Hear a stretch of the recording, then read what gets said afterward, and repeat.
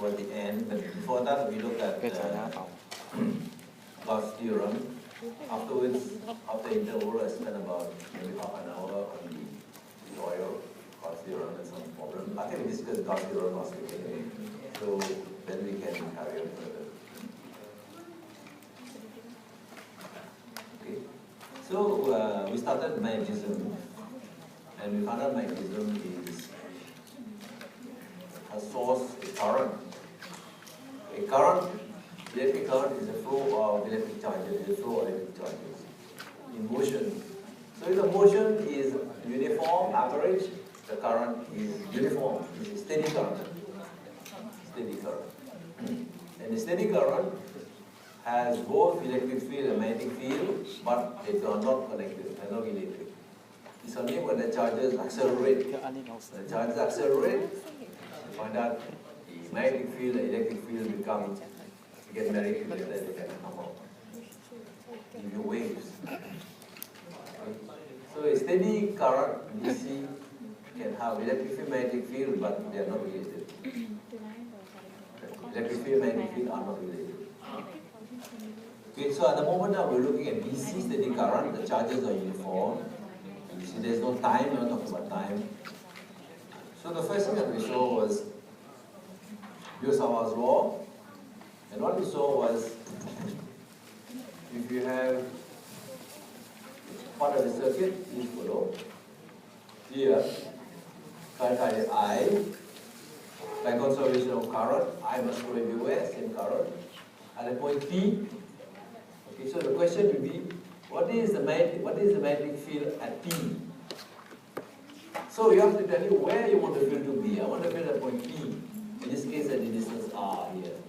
So according to Biot-Savart's law, the magnetic field there, a small element which is called dl given by IDL cross UR, R is vector, over 4 pi r squared. Okay.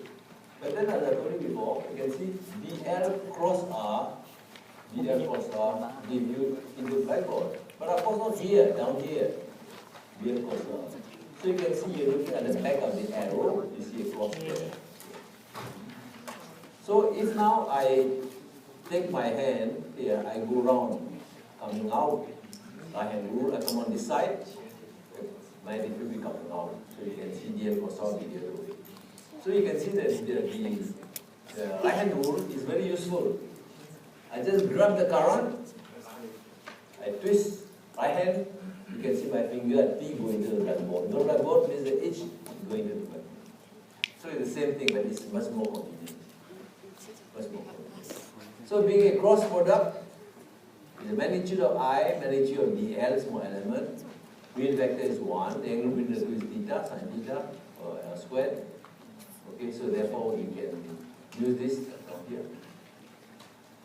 With the help of the right hand rule, you can find out what's this small element of dh, small millimeter opinion.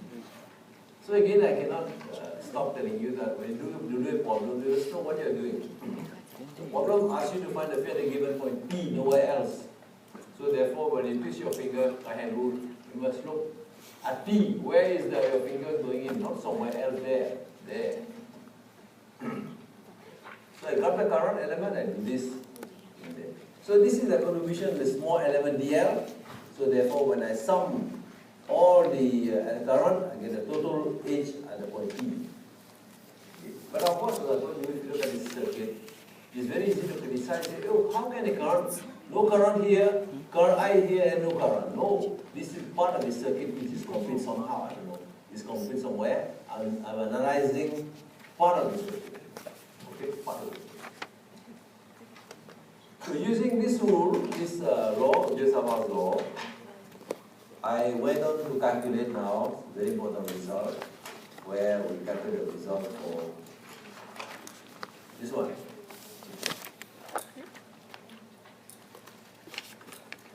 Again, this is part of the circuit. Okay, of course, go somewhere else. I'm looking for this contribution in the circuit one here. The one is showing up. At the point P, I want the field due to this total current from here. So, in this case here, I draw OP, R is perpendicular, and I do all the derivation last week, do the integration. Then notice, I told you before, how to calculate alpha and beta. Alpha, at the point P, you draw the edge where the current is leaving, draw a small arrow, a line here, is alpha. At the point P, you draw a line from the top down, this is beta. Beta measures respect to the current direction. The current direction is up, so this is beta. So finally, we found out that the value of the H arising from this source of length, of this length, we are not given the length, just say it is bounded by alpha and beta. See how alpha and beta measured. It's given by 1 over 4 pi r. In this case, r is 20 degrees. Here, always cos alpha minus cos beta. This one you have to know, and this one what. In the tutorial, work out one moment for you, the solution will be by triangular. So now we can make case when this wire, this is a long wire, infinitely long wire, when it's very, very long, as this goes down, down, down, alpha tends to 0, beta tends to pi. So cos 0 minus cos pi give you 2, finally 2 times taken 4, 1 over pi. This is special result. For an infinitely long wire, the distance r from the wire, the field out there, is everywhere around the tangent, I equal to pi r. We shall see this is called Ampere's law for infinite wire. We shall make it more general of this. But I want you to have to do some word of portion here, how they're measured. So you hear the wire is given by here, in red here, current going up. At the bottom, alpha, measure the bottom, alpha, from this P, here, at top, beta, so cos alpha minus cos beta, R is perpendicular. You have to make sure this angle is correct, otherwise you get a wrong answer.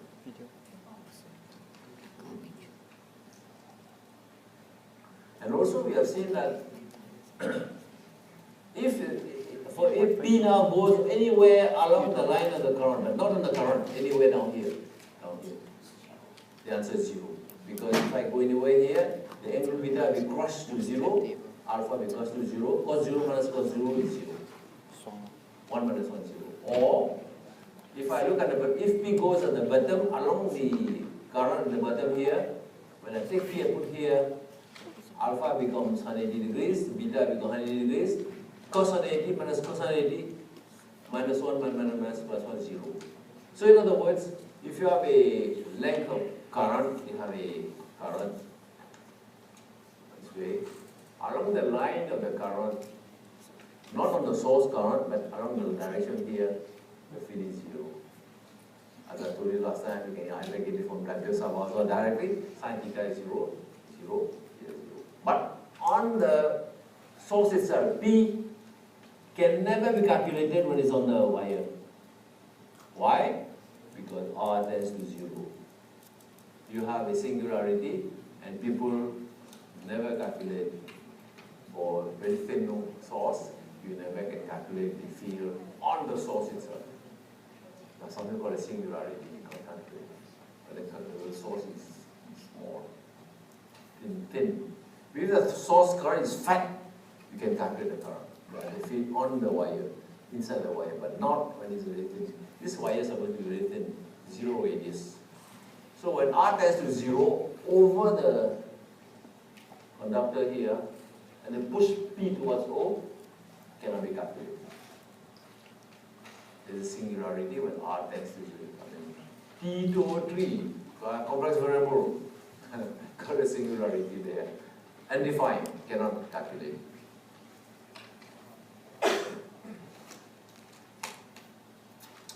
Okay? So when you do the problem, remember to be careful that you get the right angle. And when you do the tutorial, I will highlight to you some of these points again. Because you have got to get them right. Okay? So you can see you have a finite length of wire. If the wire is straight, it just boils down to geometry problem, trigonometry. Find alpha, find beta. Get the answer. Of course, alpha and beta must be done correctly. And in the tutorial, there is one question on the triangular part of the triangular current. What are the triangular later. I work out the problem way for you. So you can see how it is done. So you have to find the distance from the point B, perpendicular to the length of wire, final length of wire, R. Have to find alpha and beta angle correctly with the direction of current, and from there you get the answer. Correct answer. Okay? Okay, ready? So now okay, ready? Okay. So now show you the next pictures now, where hopefully I hope you can illustrate what we're talking about. The magnetic field, H field, okay, as you see, current field and conductor create magnetic field. The magnetic field always form closed loops. You have the wire like this, current flowing like this, find the field at point P, right hand rule, grab this, the current going this way. So at this point here, the H is going this way, on this side coming this way, so you can see the circle. So the H magnetic field is some kind of circular effect, circular force, circular effect. Which is not the same by electric field. Electric field have a charge of +Q, -Q, they attack each other. It's not on the line. But magnetic field is 90 degrees to the source. The I is this way, the H 90 degrees to the current source. So this picture shows you what a right hand rule mean, which I think by now you are quite expert in right hand rule. So the picture on the left, so you if you need a wire again, the wire is very long. So you can see that I have drawn two circles here. Our weight is R, here and here, here. So long as R is the same, this wire is infinite, the field here, B or H is the same.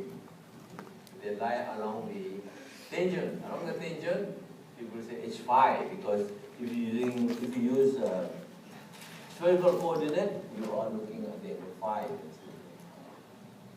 So this is X, Y, this angle phi. That's why we say this is H phi, the tangent is phi.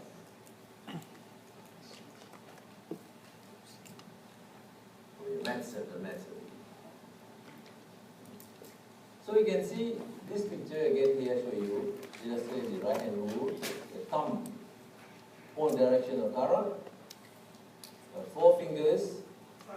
When you twist it, you can see it go this way.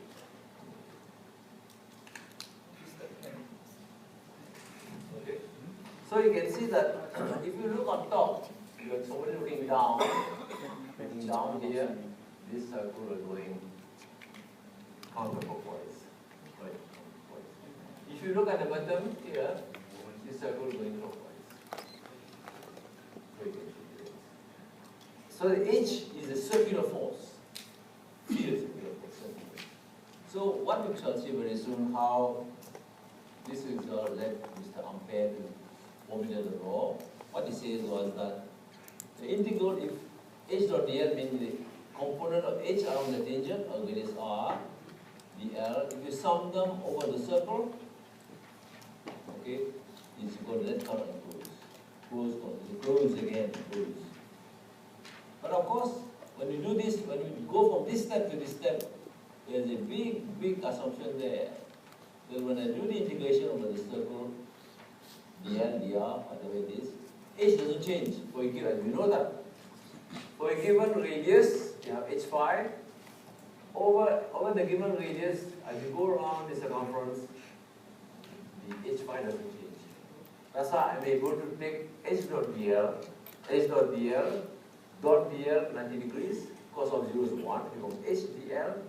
dl means 2 pi r. As I integrate over that particular circle radius r, H doesn't change.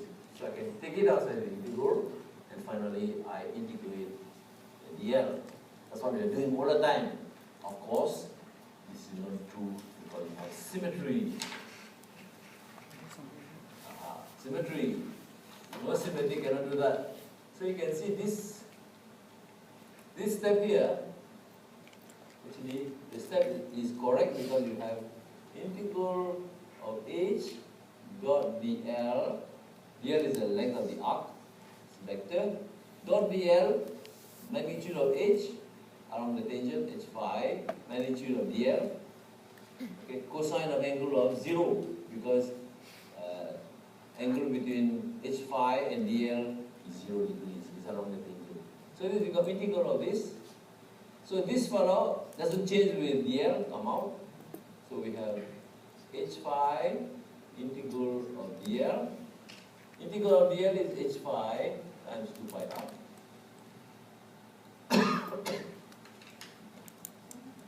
Okay. So I'm able to do this because of symmetry. Because I have drawn a circle here. If I can draw the circle at any height along the wire, it's the same. So the same radius, h phi is the same. Symmetry again. So whenever we did Gauss's law, you have symmetry. Symmetry means wherever you look at it doesn't change. In this case here, you can see you go along the radius, same radius. Any angle you go, any phi you go, the value is phi the same. So it has got cylindrical symmetry. Therefore, over a given radius r, it doesn't depend on the arc, the circle, the L, so you can come out. Always this is h phi because of this reason. Symmetry, that's why I say symmetry. Just like Gauss's law. We have integral d dot ds. It is integral of d normal times ds over the normal Gaussian surface of symmetry. The normal d doesn't change over the sphere, over the Gaussian surface. So the dn is taken out of the integral. Integral of ds is 4 pi r squared. So these are the reasons why we do certain things. Okay. But if, of course, if the wire is a jagged wire, very funny shaped wire, I can't do that. I'm stuck with integral h dot dl along some contour. When I change, when I move, contour different height of the wire, wire is funny shape, crooked, like a swing like this, I cannot get h, cannot solve for h. I can solve for h. Everywhere in the circle, for each point of the circle, there's a different h. Because there is no symmetry. For example, if you have a wire which is crooked like this, of course you go around with the same. So symmetry. So this is going to bring us down to symmetry. Okay.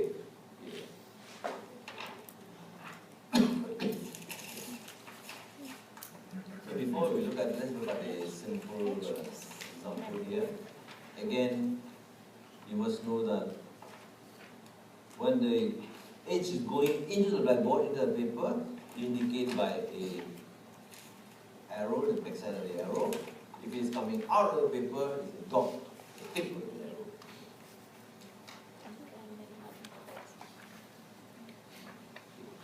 You can see. You come from this way, you grab it, twist, and you look this way. Okay, what do you see? You see the back side of the current. So you see this. This is the current. So this scheme is also used for both indicating direction of current as well as direction of H. In this case here, I'm indicating this. Looking at it, my eyes. So I look at this, I see the back and arrow flowing away. I'm seeing the back and the current cross current eye here. And again, you can see that I use my right hand rule, put my finger, thumb here, and I twist. You can see in the right direction. This example I'll use for you, but not before.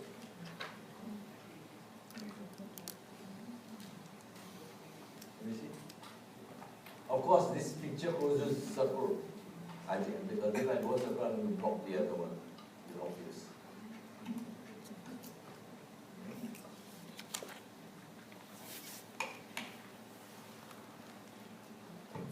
Okay. Any questions? So this one I leave it for you to read just for my interest, but not that important. We have a coil here in the wire. You can see the method similar for it.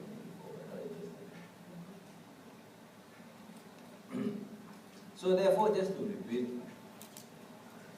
this current is going into the blackboard, into the paper. Right hand rule, current go this way. I twist my h phi everywhere. So over this circle is radius here, the largest circle. At this point, at this point, at this point, at this point, the h phi the same. the answer will be I over 2 pi r, say r1. So I take another radius, smaller radius, it will be I over 2 pi r2, and so on and so forth. Everywhere on the circle the same value. So remember, the H field always form closed loops. Electric field no. Electric field must start with positive charge, and end up negative charge. Whereas magnetic field, we shall see, start from, we don't know where it starts, if it's due to a current. So we shall see magnetic field from closed loop, because there is no such thing as a charge with a magnetic charge. For electric field, start from positive electric charge and a negative electric charge. But for magnetic field, you think you can start from positive magnetic charge and a negative magnetic charge? No, they don't exist. Magnetic charges don't exist. That's why fictitiously start from one and to the back the same point. Okay? So there was one scientist, he spent nearly 50 years, 30 years trying to catch magnetic charges, because he thinks that cosmic rays, they create some magnetic charges. So he had a big tank of maybe water with some detector. He waited. Never impossible, doesn't exist. Then you might be asking me, telling me now, if you say there are no magnetic charges, how come you have a magnet North Pole and South Pole? You have a North Pole and South Pole, but the field is not created by North Pole and South Pole. The field magnetic field is created by small loops of current inside the magnet. So, it's a bar magnet here, so-called North Pole here. Actually, we continue inside there, because all this inside here you have small loop of current. Microscopic current, loops of current, of molecular current, loops.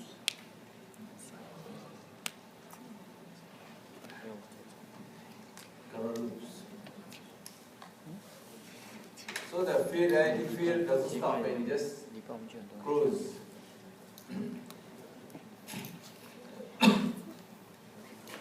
So now, let's go down to more formal Ampere's law. For infinite wire, we saw the magnetic field, depending on the symmetry of the source, is I upon 2 pi r. Again, don't forget, when you have symmetry, you can solve the problem easily to get H. But if we don't have symmetry, Ampere's law still holds, but we cannot get H. So different issues here. So for example, I get an example now. I have two charges funny shape like that. Charges are electric charges. Certain rho non Coulomb per meter cube. I want to find the field at point P here. EP, electric field EP. Of course I can use my so the test charge of plus 1 here. Take a small element, dV, draw a line, calculate a force. dEP is given by rho naught dV multiplied by 1 over 4 pi epsilon r squared in this direction, UR. Okay. But now if I go to another point, say this is P1, I got a P2, EP2, I cannot use this. It change already what? Direction has changed. This one is this way, this one is this way. I got another point, change the slope. Even if I take them the same circle, center O. Listen, no symmetry. No symmetry means sorry. No symmetry. Okay. In this case, Gauss's law holds. Gauss's law is still valid. That is integral of Gauss's law holds. DDS is equal to ZQ, of course, equal to rho dV. This is valid still, but I cannot take out this one. I cannot take it out. cannot come out. So the law is valid, but I cannot use it to get something. So the law is useless to me. For my purpose, useless. But of course, you saw, if this fellow is very nice circle, the symmetry radius A, no problem. For symmetry, I can get the field at point P, P1, P2, P3. They vary with the same magnitude. Of course, the angle changes. So I can do, but here I can't. I cannot. For each point, I have to calculate. This one, I calculate for 1, I get for every angle. This one, I can't. And I cannot generalize. There is no symmetry. But the law is still valid. Similarly, we shall the law, we shall see very soon now, similarly, Ampere's law, integral of H dot dl is net I enclosed, net I, we shall see net I enclosed by C, the contour C. This again, this will become H phi times 2 pi r is equal to I. Okay, symmetry. Symmetry means if my current source stays like that, I coming out like that, so my contour C, I got this R, contour C here. Symmetrical, everywhere here the H phi is the same.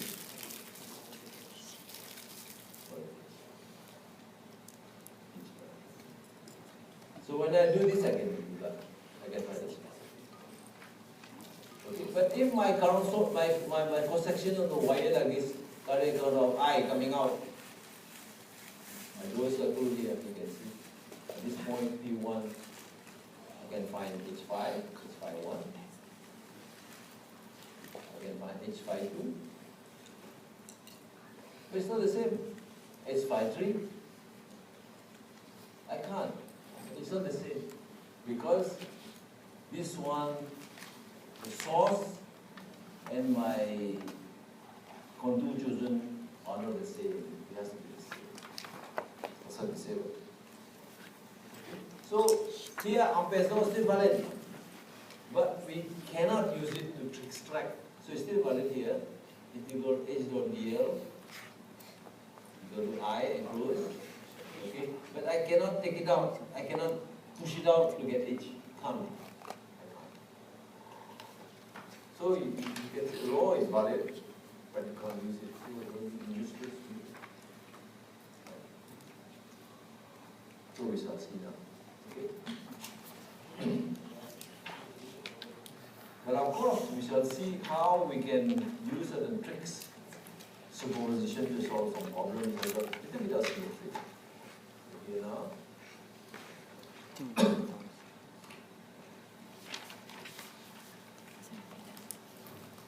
Here.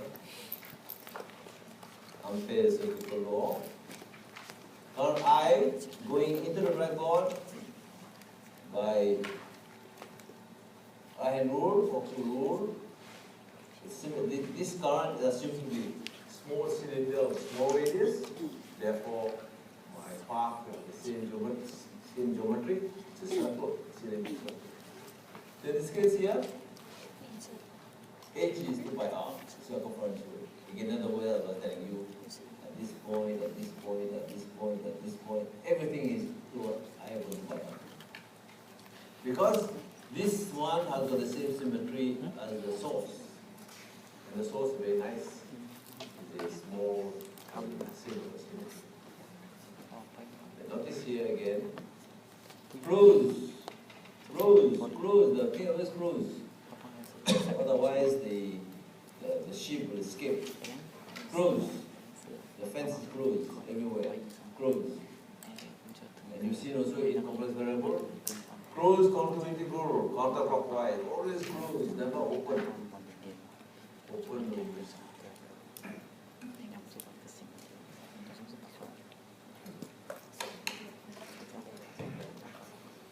Okay. So now you can see again. H dot dl, closed path, radius r, is h dl, h and dl, the cosine of 0, as I told you before. Over the arc of a circle, the h phi doesn't change. For a given r, as you go from point to point, is the same because symmetry is can be taken out. Integral dl in the circle, circumference. H I know already. H equal to pi r by cancel. So this is Ampere's law. Ampere's law got it this way by filling with the result. What he's saying is that if you have a current element and a current source, if you draw any path C, therefore the integral of h dot dl around the path is equal to the contour equal to the contour. But the contour need not be circular, you know. Suppose now I have my contour circular, no problem. This say is a cylinder, so I draw a symmetry. This is R, so that h with h phi and 2 pi r give you I, therefore I can find h phi. But this one I can't. You can see this path is not following the symmetry of the source. So over there, h dot dl equal to I is still valid, but I cannot get h just so simple. Similarly, Spanish shape, closed contour, screws. Remember it's screws, right? It's not open.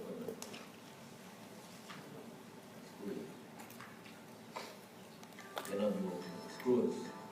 So with the closed contour, integral h dot dl still valid current and closed, but unfortunately I cannot get anything from it.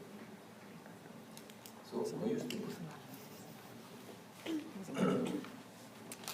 Closed path, closed, cannot be open, closed. So this is Ampere's law, Ampere's electrical law. The line integral about any closed path equal to current and closed by that path.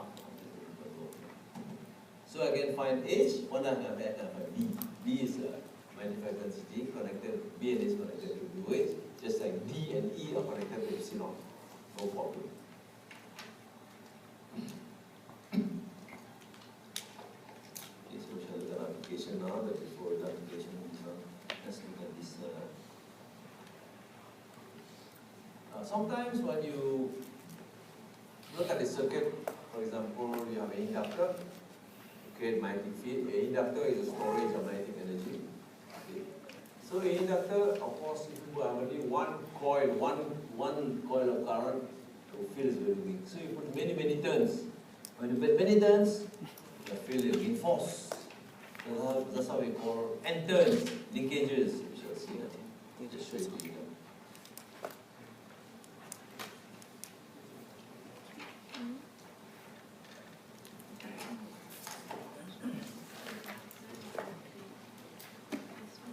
So in general, if you look at books, integral h dot d is not I, but Ni. Actually, it's Ni is total current. So what is happening is like this. If you have, say, a coil or something, or a coil like this, you have a coil wire, this is a terminal, and you have to stick on I here, coming out I come on. I go in, I come out. But if I now double the number of wires, 2I go in, 2I come out, I 1000 cable, 1000 wires, so therefore you can see the current will be multiplied by 100 times because you can see it is multiplied. So therefore the magnetic field coming out from each loop, each conductor, each turn of the wire, one turn, multiplied by 1000 turns to give the total field to the conductor.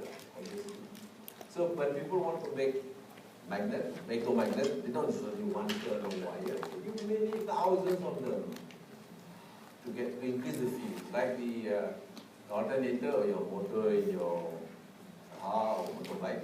You look at the alternator, you look at the coil, it's only one conductor, but many of them. So the more you have, the more current multiplied, the stronger the field. The stronger the field, for example, the generator, the stronger the induced EMF. The motor, the stronger the field, stronger the current, the more the torque of the motor.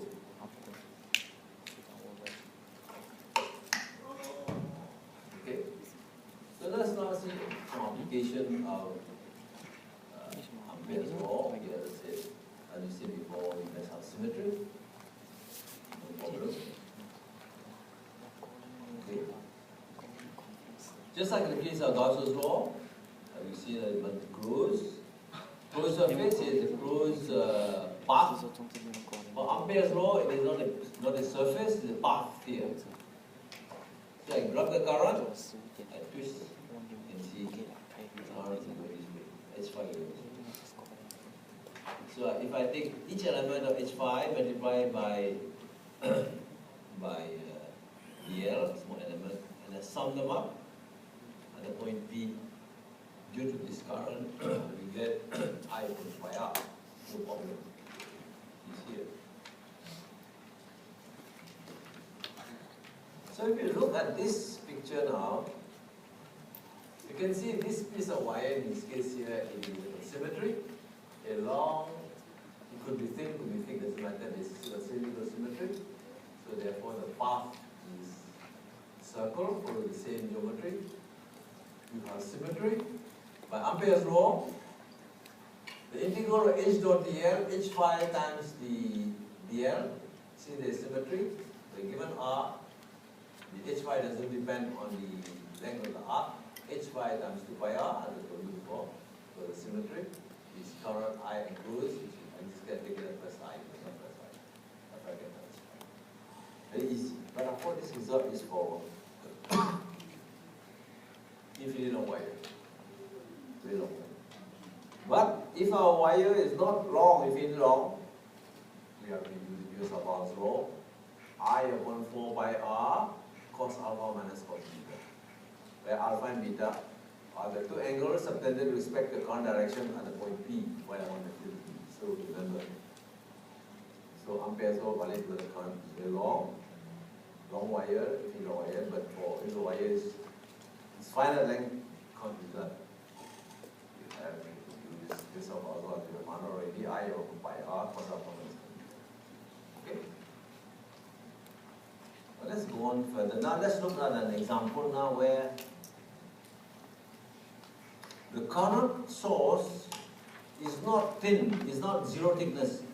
The current source is fat. The fat current source, because the finite makes a lot of diet coke, it's fat, so it becomes radius A. So this fat current source has got a radius of A. Okay. It's not zero thickness.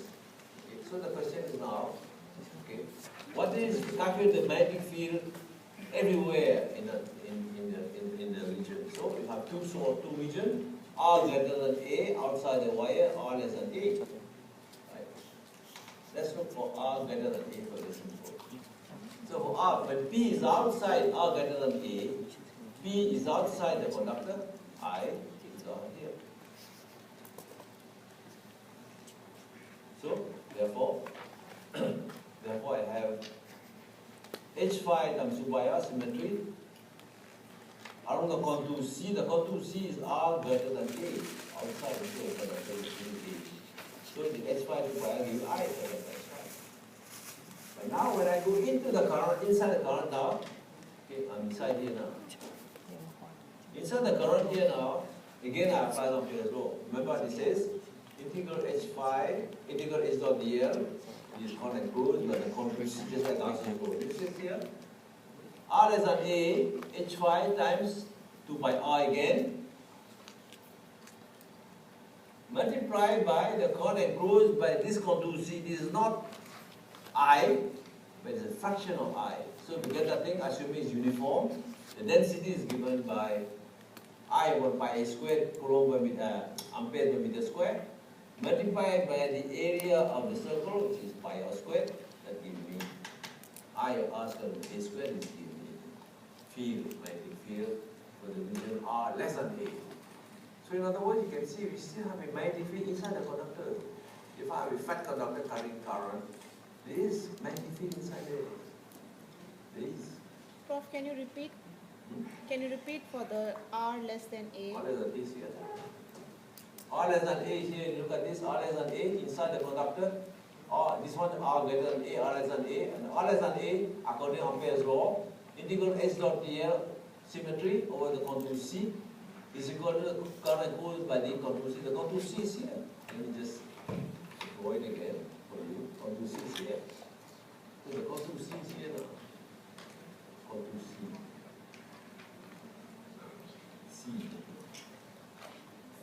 C C for R less than A.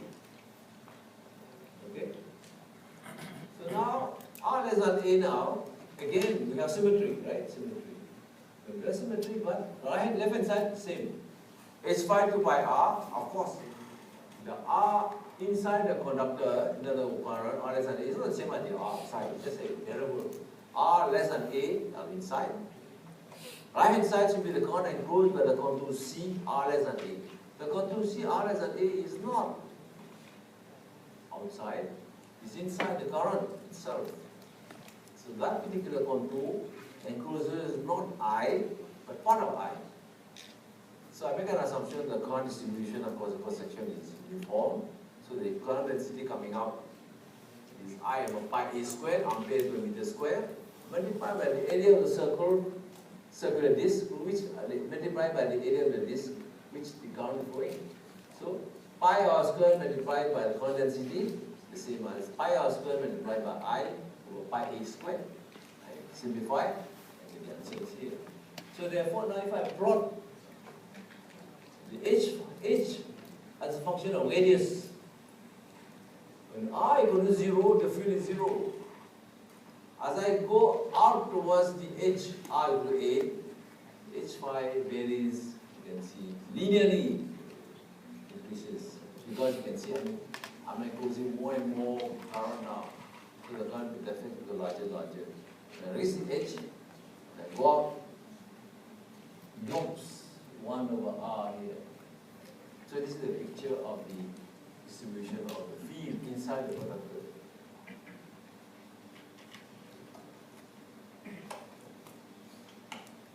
Any question, anybody? Is that okay with it? So again, at Gauss's law, you must know what you are doing, you must know where you want the field to be. Cannot memorize solution. Ask yourself, what is the problem? Where do I want the field to be? There are two regions. First region, R greater than A, I'm outside. I'm outside, I point P is outside. I have to draw onto C passing the R to point P. When R greater than A, the current encloses I. So H phi to pi R is equal to I. The answer. When R less than A, my contour is no more outside the conductor, is inside. Symmetry, of course, symmetry. Symmetry. So H phi times 2 pi R, no change. R is available. Equal to current enclosed by this contour C. The contour C doesn't enclose, doesn't surround, doesn't contain current of I, it contains part of the current. So it is the area of the circle here, contour C, multiplied by current density, because this one is amperes per meter square multiplied by meter square, it will be amperes. Left hand side, amperes per meter multiplied by meter, amperes. So both sides agree. So everything okay.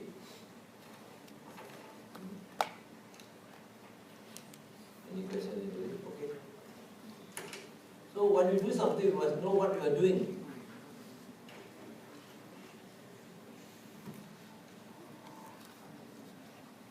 So when you're doing something, you must know what we're doing, you must know what is being asked, what data is given, and where we want the field.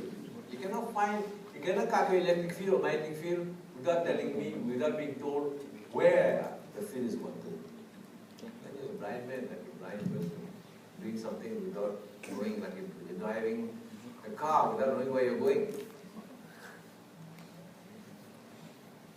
Cannot be working to sense. So in this case, you have symmetry. The conductor is a cylindrical conductor, fat conductor, radius A, carrying on I. Okay. Inside, when I draw the contour, the contact contour on the part, still the symmetry. Outside, also the symmetry, so I can solve the problem. But that problem could be more complicated, can be made more complicated, as we shall see now.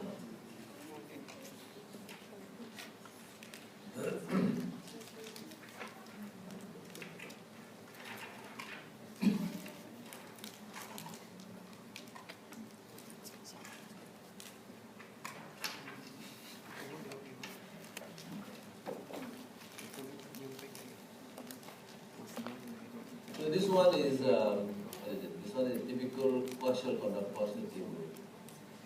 Long wire, thin wire, radius A again. Okay. Current flowing, I, assume it's distributed uniformly over there. And not finished yet, there's another conductor there. And this conductor not finished yet, it's fat, it's got a certain thickness.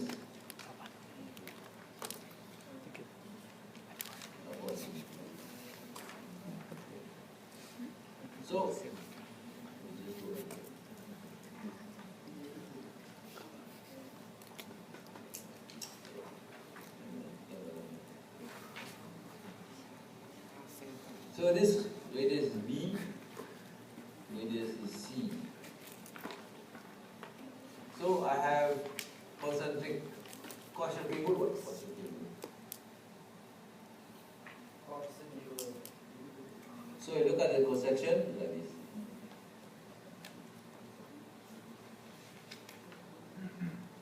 A, B, C. So current going this way, so the current coming out. Because the DC current, what goes in must come out. KCL.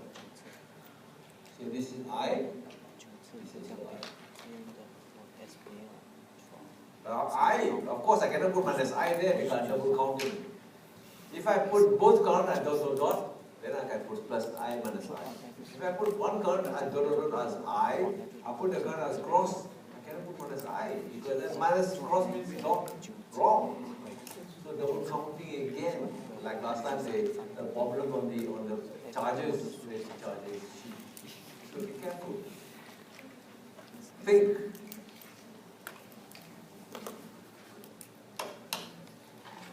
Of course, you may want to draw it a different way. I have no special reference. I just want you.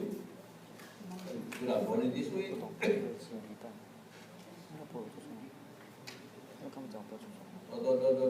I, minus I. Plus I. Look at those two pictures. They do carry the same information, but they must carry information correctly.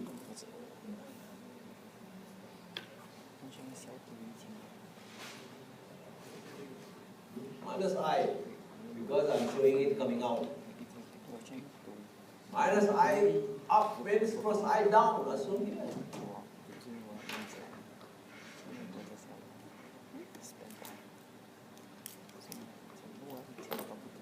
Maybe you think I'm too fussy, but it's not fussy. It must be correct. It cannot be more or less, maybe. I don't know. What's this thing? Okay? So, let's look at this picture. Just like it. So now, we want to solve, find H phi, symmetry again, H phi, where? Where? Of course, at a certain point P, and how many points, how many regions are there? 1, 2, 3, 4 regions. So there are 4 regions. Okay, R less than A, R less than B, greater than A, R greater than A, less than B, R greater than B, less than C, and then R greater than C. So you have 4 regions here to calculate fields. So you proceed quietly, slowly. Symmetry is there. You draw your web path, radius R in this region quietly and carefully. All the time thinking. Not simply just do and hope for the best. Will be correct.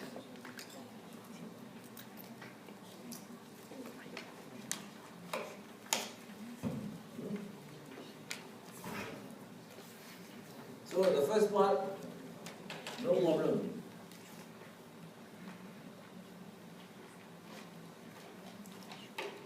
less than A here. Okay, so I draw my contour C inside R less than A. Again, R less than A. I have H phi times 2 by R. Okay, should be equal to, for R is inside there.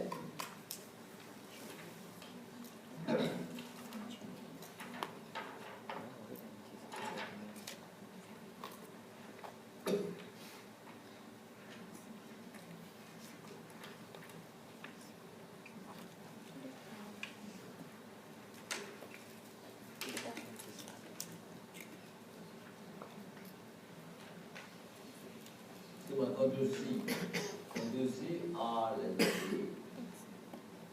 The one in orange.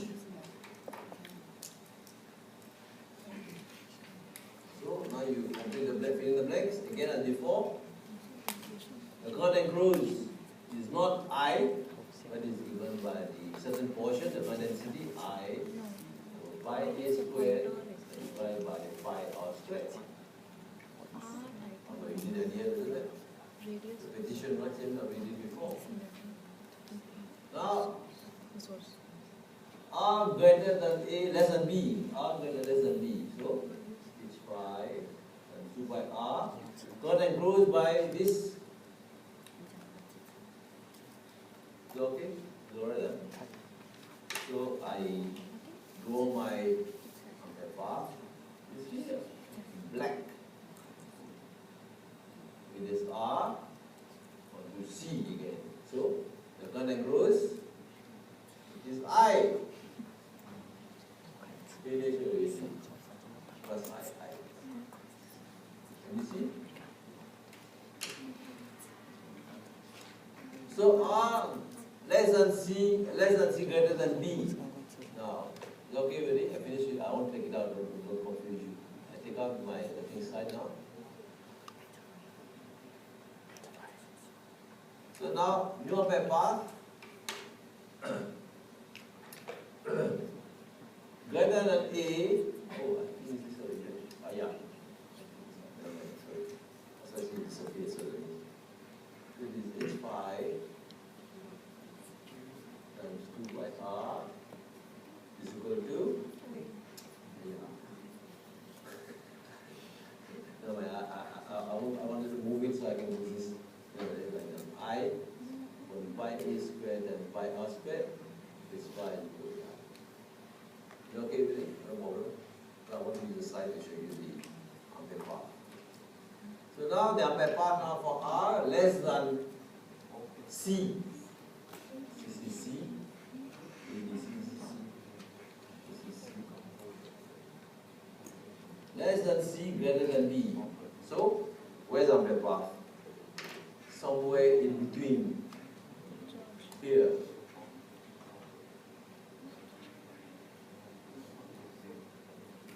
It is R. So therefore, this left hand side, no problem. H phi times 2 pi R. For me, can give yourself like H phi times 2 pi R. Same left hand side, same. But now you're inside here, this is your R here. This contour C, or this range, encloses I. Okay. At the same time, it encloses part of the current going into, so it's minus, it will go inside there, minus. It is going the other way, you add them together, they're different. So I over current density, what's the current density here? It is the current I divided by the area. Area is pi R squared minus pi B squared.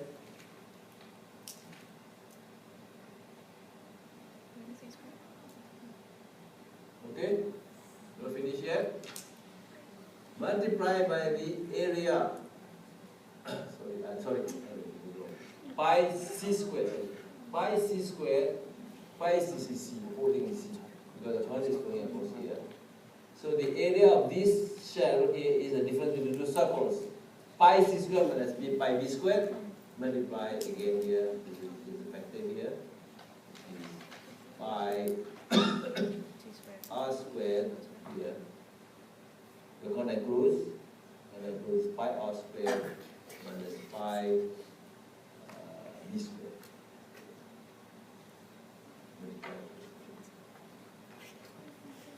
So this part multiplied. So is the answer?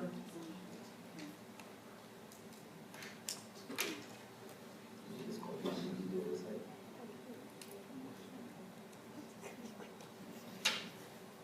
So this one is h phi times 2 pi r equal to I plus I minus, because it's going the other way, minus, the diagram also, I over condensity, I over phi c squared minus phi b squared, ampere to meter squared, multiplied by the area of this fellow, this now the part of it, which is pi r squared minus pi b squared.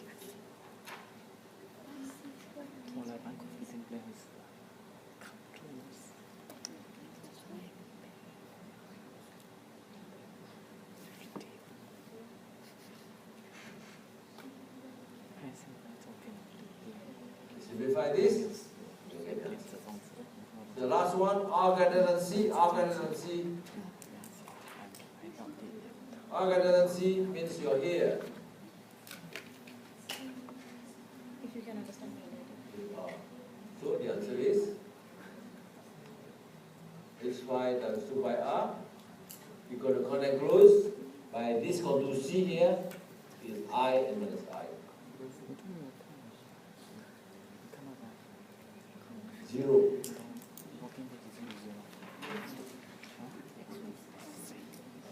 This one we know already the coaxial cable which is well grounded, there is no well carrying current plus and minus, there is no field outside. So outside a coaxial cable carrying current plus I and minus I meters of current, there is no magnetic field outside.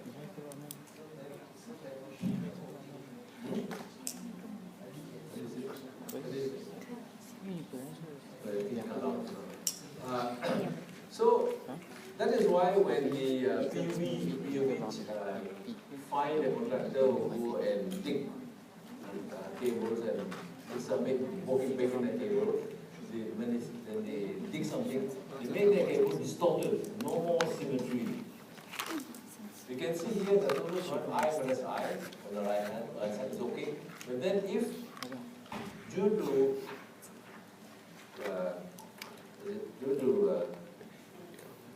conductor spoiling the current, spoiling the cable, the cable should be like that for section.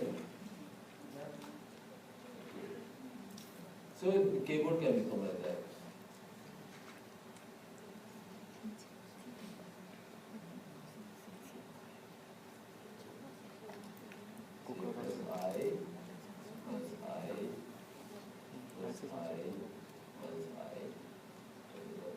So when the conductor is crushed, symmetry loss. So this equation is still valid right hand side, but this is not 0, h phi not 0 here because any point on there is no symmetry, therefore there will be field outside. So in other words, the cable will no more have 0 field outside, we have field because of the symmetry destroyed.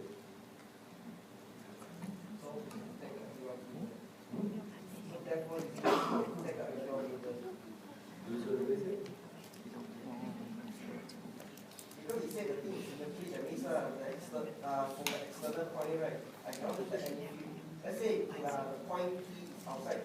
Now of course you can detect. Of course you can detect. That's the whole point I'm telling you. Why the conductor is fine because he crushed the cable, then it destroyed this picture. Here h phi is 0 when it's symmetry. But when it destroyed, when you break it like this, h phi is 0, but h phi is not 0. So I can detect it. So I can detect it. So I know that. So I can use the detector detect it. I know that the cable is underneath the. That's what they do. Alright. Right. But of course, there are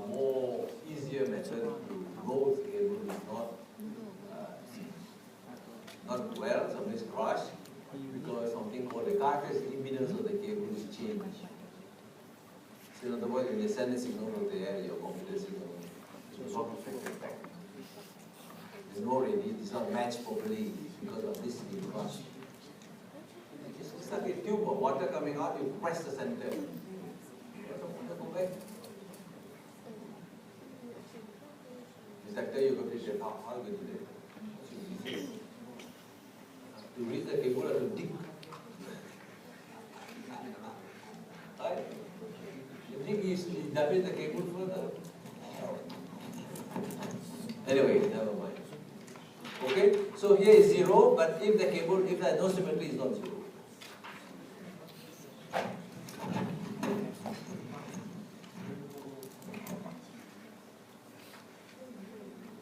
But you can see when there is symmetry, the field is 0 outside due to Ampere's law. At the same time, you think carefully. The superposition theorem are given for P here. The magnetic field contributed by the inner conductor is opposite the magnetic field contributed by the outer conductor. So they cancel.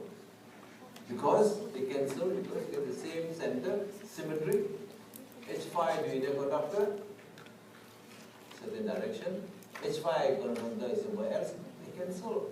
But if these are not, there is no symmetry, they won't cancel. That's the reason why. This is what is shown by Ampere's law for a deformed cable. So when Ampere's law cannot apply where there is no symmetry, you always try superposition theorem. Sometimes works, and it can work here. So I can calculate the field any point I want here, not by Ampere's law directly. I can calculate the field at a given point outside the cable, which is not 0, by finding the field due to press I here. At the same point, find the field due to this funny shaped thing, which I can find out, and add, subtract depending on the direction. I can do this for any point outside, but it is not easy going because it is not symmetry. So therefore, for each point I have to calculate at the angle. So you can see how the problem can be changed in an infinite number of ways.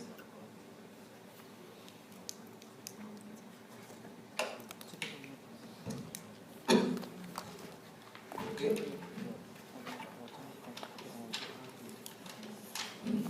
Let's now look at the last bit of just some formula just for first. Okay, buddy. But you see how I work out a problem not by memorization. There's a systematic way of applying Ampere's law. First, you got to know where you want the field to be. Where you want the field to be, if you want the field to be R less than A, you must draw your contour passing the point R less than A. Not here, not there, inside there. So you must keep your wits about it. You don't simply try, hope for the best. No way. Okay. So now we've seen already before the electric field, okay, arises from forces in this definition. Now we can see that magnetic field also will have something similar. You can have force. So what is found is that if you have a charge, okay, which is moving, or doesn't have to move, it's moving, okay, velocity u. Please change the, I don't want v, I want u, because v is volume. So the charge moving velocity u at an angle theta to the field h, the charge is q. So it is found by experiment that the larger the field, the bigger the force, obviously. The larger is q, the larger the force. The larger h, the bigger the force. The larger the velocity of the charge, the force, and different angle theta. This is sin theta, obviously, you know there is a cross product there. So without further ado, so you find out that the force acting on the charge, moving charge, velocity u, h is given by q u h sin theta, or, as you can see, q u cross u mirror h, yeah, or u cross u, so the same. So you can see the magnetic field have only this cross product. We started with Biot-Savart's law. Ideal cross UR give rise to right-hand rule. Now we have a moving charge in a magnetic field. Depending on the velocity of the charge, I can have a force. And if you remember, in the old days they have the old cathode ray tube, cathode ray oscilloscope, and the screen. You generate electrons by thermionic emission, and then you make the electron accelerate by applying a magnetic field. So what is it? Particle accelerator. Huh? Particle accelerator. Particle what? Accelerator. You accelerate particles. Anyway. So the force proportional to the velocity or to dV. So this one is found by experiment and is very useful. So now we want to get something similar, not the velocity. Notice carefully, if the velocity is zero, the charge at rest, there is no force. U is zero, no force.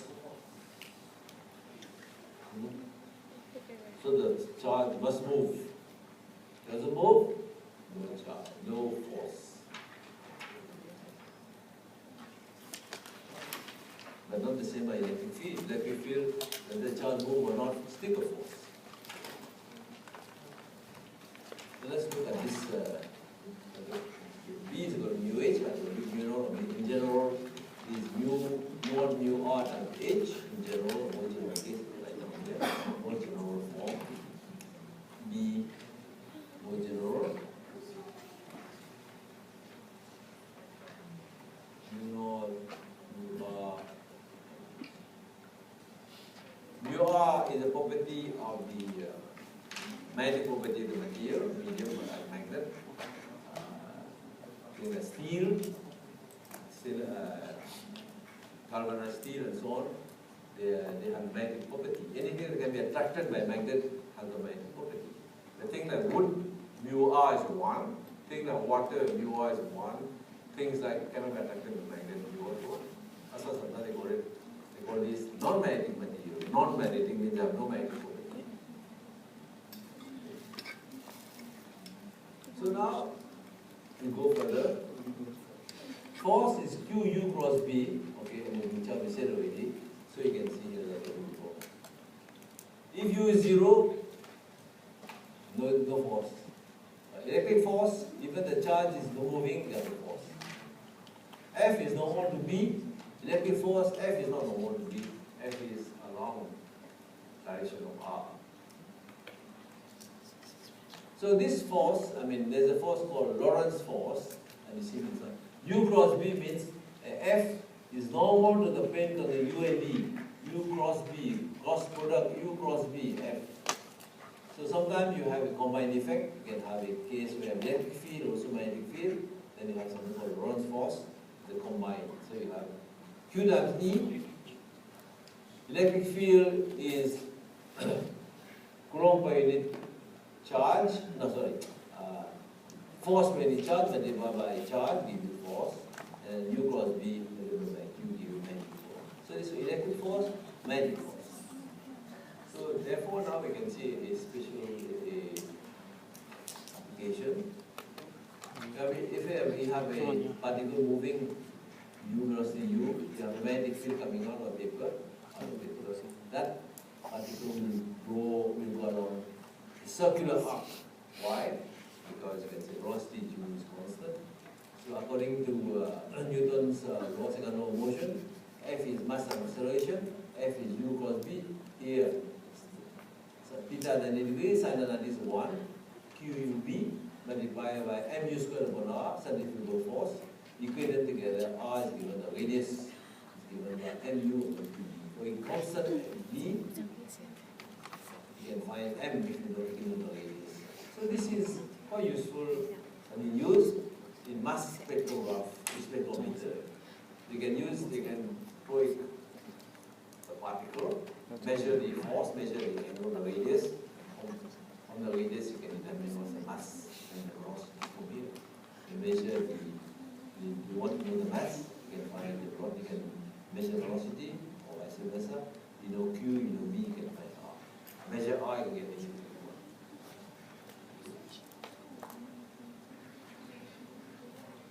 So this is how they can differentiate between various kind of particles, whether it is electron, proton, whatever. Okay? So the charge will move in an arc of a circle because of this. R is constant, U constant, V constant, Q constant, M constant. The radius R constant means on a circle. Look at the 5 minutes. Now we look at force now. People talk about force. This one is the force. Magnetic field acting on a moving charge. But we are more down to earth now. We meet, as engineers, we meet moving charges where? Moving charges are current. In other words, if I have a magnetic field, I have a wire carrying moving charges. Moving charges means carrying, moving electric charges means carrying current. So I have a conductor carrying current. I put in a magnetic field, what will happen? The conductor will be subjected to a force. Because we said it before. Magnetic field acting on a moving charge exerts a force. When the moving charges are in a wire, and the moving charges are constituted by current. So a wire carrying current in a magnetic field will be exerted by current, will be experienced a force. Okay. Now, if you put a series of wire in a tray, PUB tray, a lot of cable carrying high current, okay, like this one here.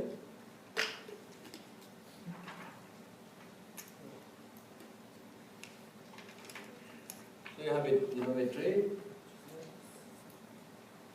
carrying a lot of wires here, all carrying current, high current. Looking from the side here, you see this.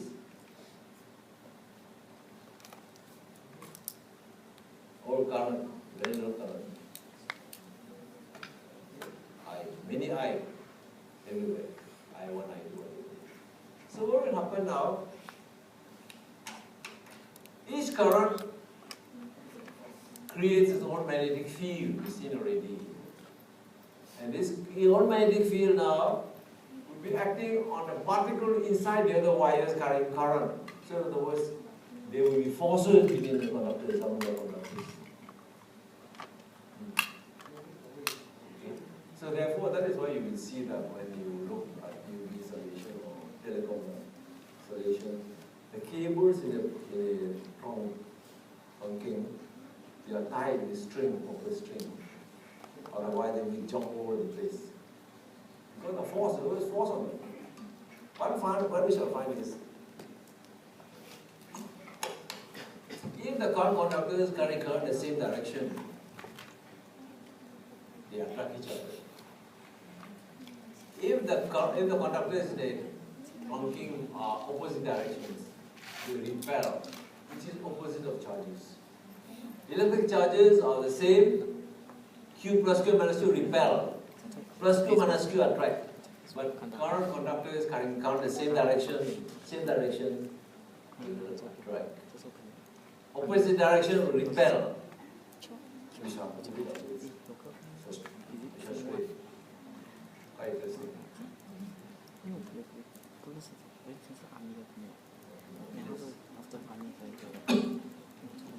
So when you visit some exchange or DVD, please look at the trunking and you see they are tied up. Everything must have a reason. So before we go to this, let's now see this slide, simple derivation. Consider a piece of conductor, rho is charge density, velocity is u, not v, u, I will change to u, dl, I is j, current density, I over ds gives me j. Okay, so we shall now look what is differential force exerted on the element of charge. So, I show assuming element of charge. So assuming that B is given, B is given. So new velocity. So force is U cross B times Q. So dQ U cross B. So dQ is rho dV because rho is charge density, coulomb per meter cube multiplied by the meter cube into coulombs. dV is the volume, not velocity. That's why I change it to U velocity. dV is the volume element. So therefore the dV is ds multiplied by dl. Area of cross-section and length gives you the volume of the small element. So therefore now I simply do a simple substitution. dF is dQ U cross B, dQ U rho dV, substitute. Rho U B dV. So this is the same as J cross B dl dl, giving replaced by ds dl. J ds dl cross B, and we do the wrong cross.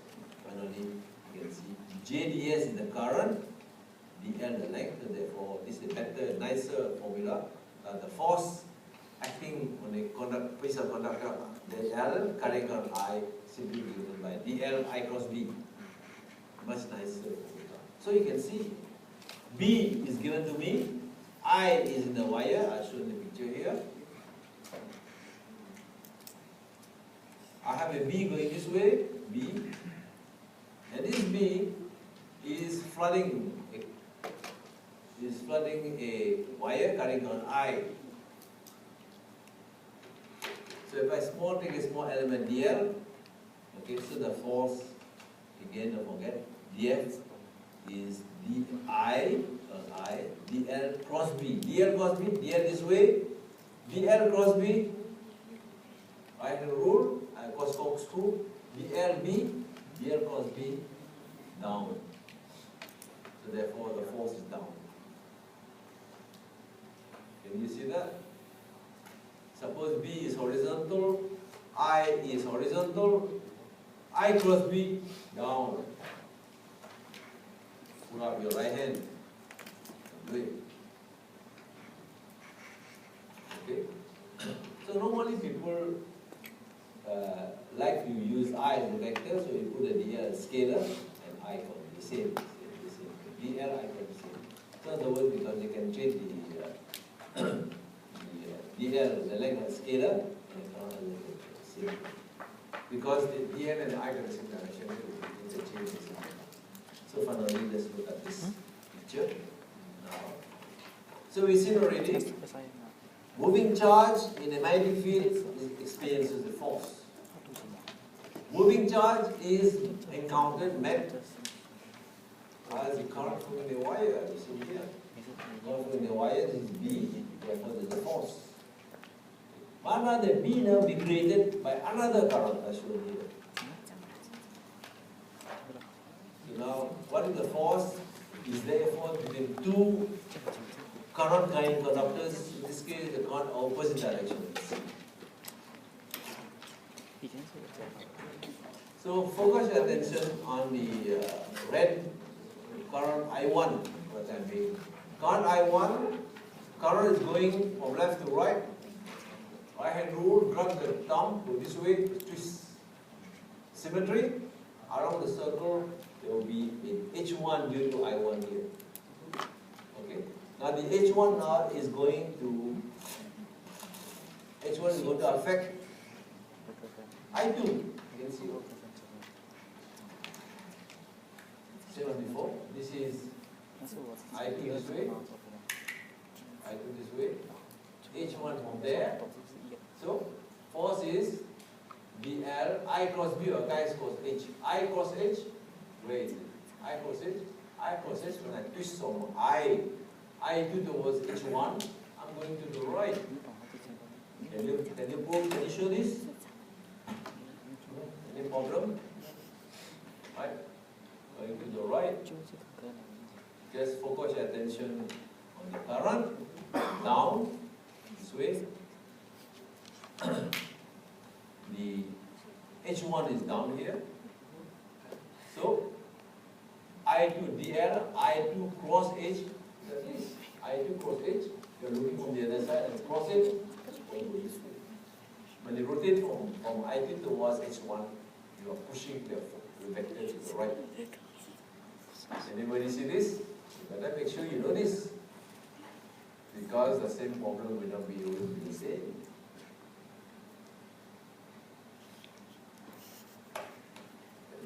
Memorize them. In case you cannot see it,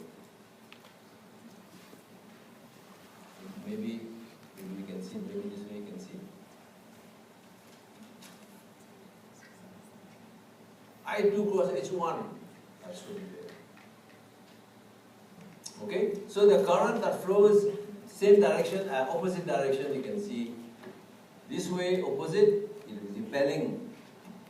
So now if I make I2 flow in the same direction, I1, you can argue the force will go the other way. So as I shown here. Light currents, light currents will, right? Unlike currents will repel. Unlike will repel. Electric charges are different. No, electric charges no. Light charges repel, unlike charges repel.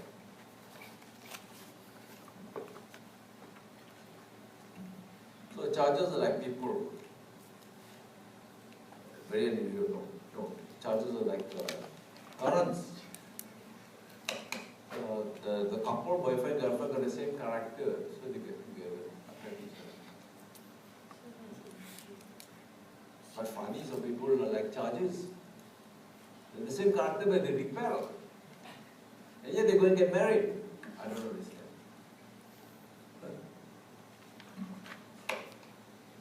Anyway. Okay, so almost finished.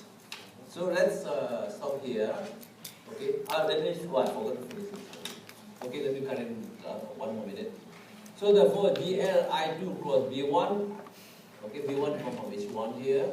So you can see here, B1 was mu naught H1, which is I1 over 2 pi d, the distance here. It's d, 90 degrees in d.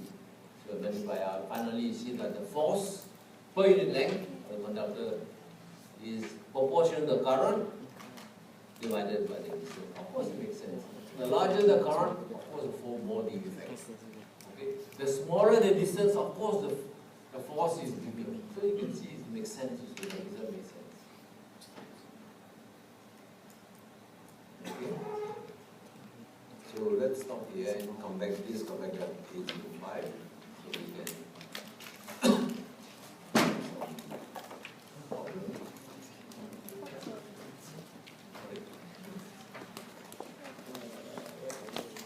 Can you find your name?